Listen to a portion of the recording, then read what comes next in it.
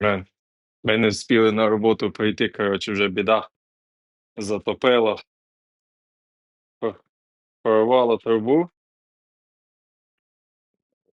Коротше, не знаю, слизько.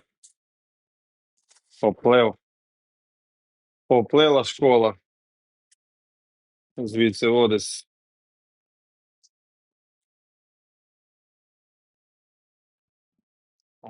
Звідси все тече.